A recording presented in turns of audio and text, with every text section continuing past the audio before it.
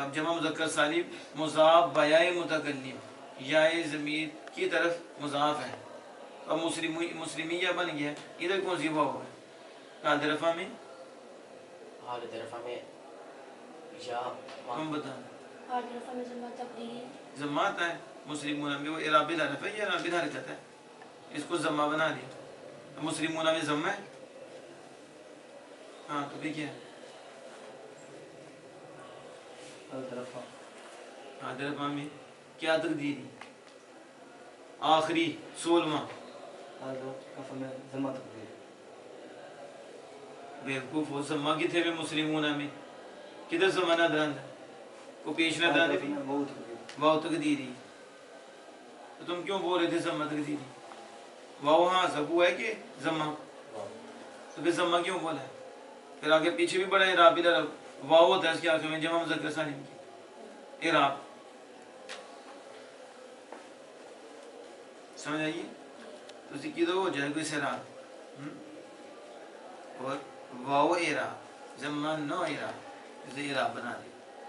مسلمیہ رائدو مسلمیہ وہ تو لفظی ہو گیا اور یہ واو تقدیری ہے. وہاں تو یا موجود ہے. آدھر نصب جر میں یا لفظی یا لفظی نہیں یا کچھ بولنا بھی صحیح سیکھو. یا لفظی یا لفظی یا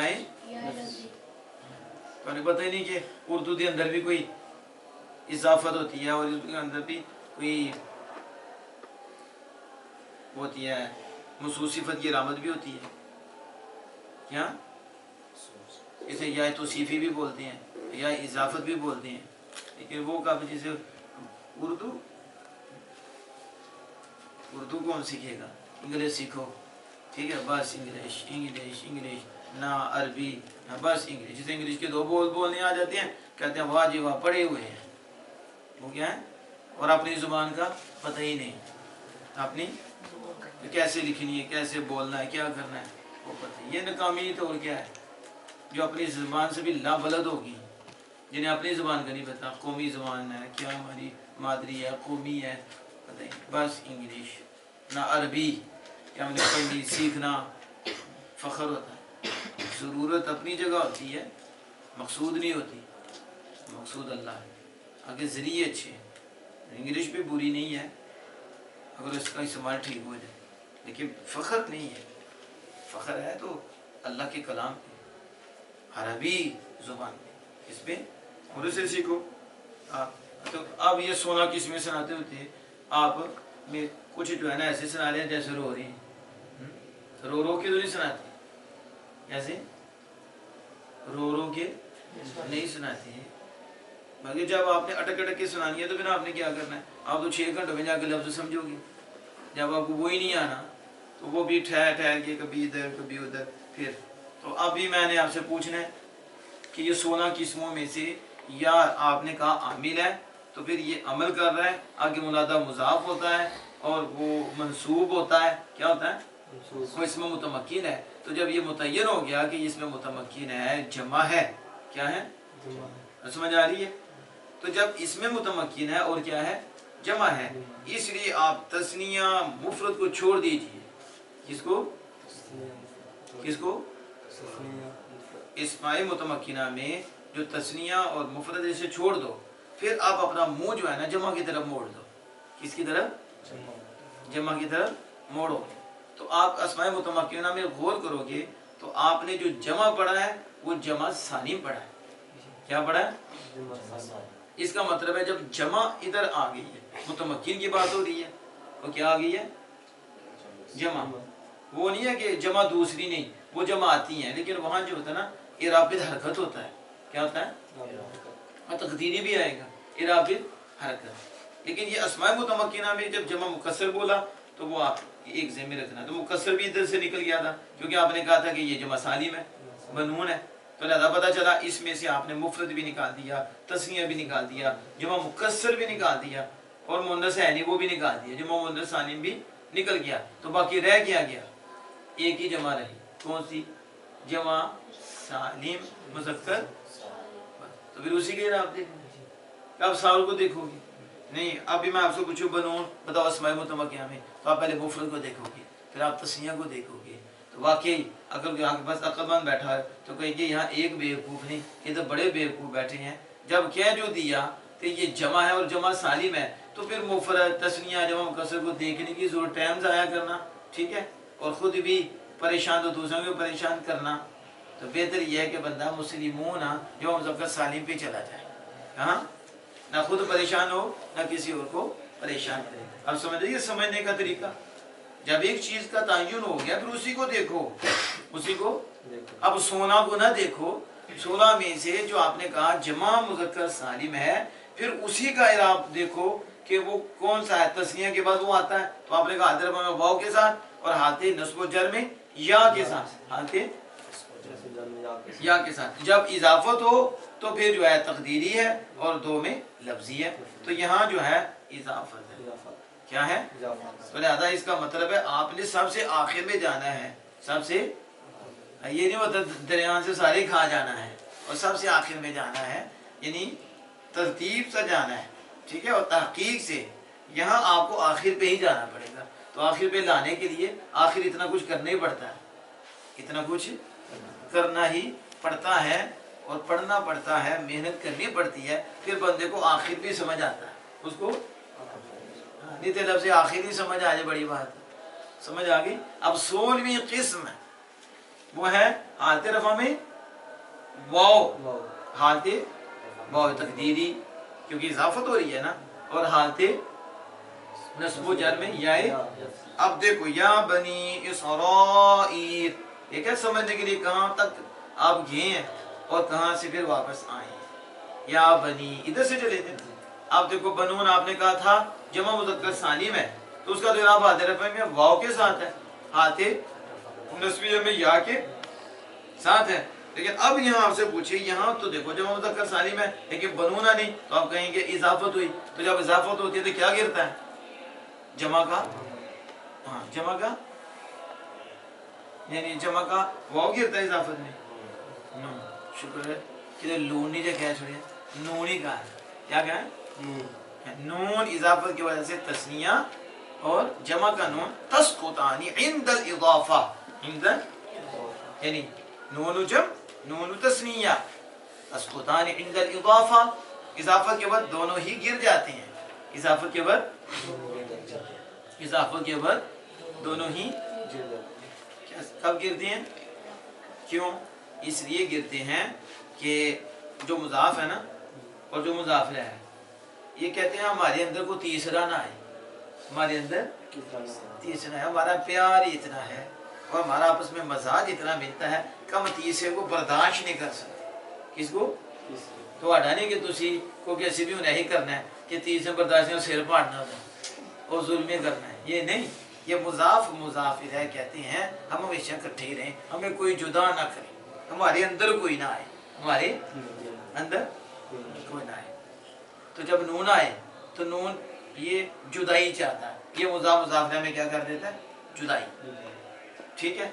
तो वो बर्दाश्त नहीं करते, मुजाफ मुजाफिर है जुदाई बर्दाश्त नहीं करते, इसलिए कहते हैं कि जब तस्निया जमा को मुजाफ करें फिर नून चाहता है जुदाई और ये चाहते हैं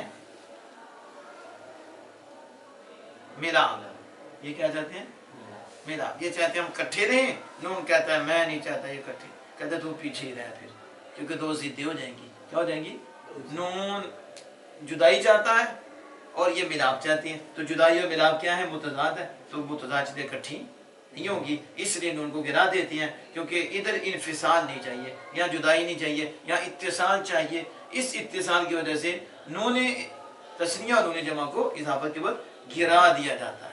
तो कहा जाता है गुलाम ज़ैद, गुलामुन ज़ैद नहीं कहते, वो भी गिर जाता है, तनवीन वो भी, और तस्निया में गुलामा ज़ैद, गुलामानी ज़ैद नहीं कहते, ज़ैद के दो गुलाम, ज़ैद के नून गिरा दिया क्योंकि इत्तिसाल चाहती है, नून इन्फिसाल चाहता है। तो इन्फिसाल जुदाई और इत्तिसाल मिला, ये दोनों ज़िद्दें, तो ज़िद्दें इकट्ठी नहीं हो, ज़िद्दैन मुमतनी, ज़िद्दैन का इकट्ठा होना मुमतनी है, इसलिए नून को गिरा दिया जाता है और इन्हें मिला दिया जाता है। तो अब यहाँ नून गिरा, तो जब नून गिरा तो या ने आके अमल किया, तो मुजाफ जो होता है तो आपको पता है या हर्फ निदा क्या करता है, आपने कहा नसब देता है मुजाफ को, इसने नसब दिया।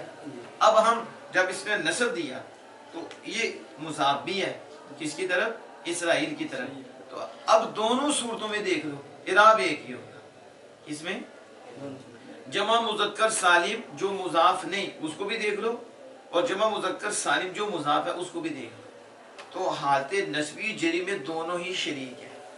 حالت اور خدا تعالیٰ لا شریک ہے. خدا تعالیٰ لا شریک شریک ہے. سمجھ آ رہی؟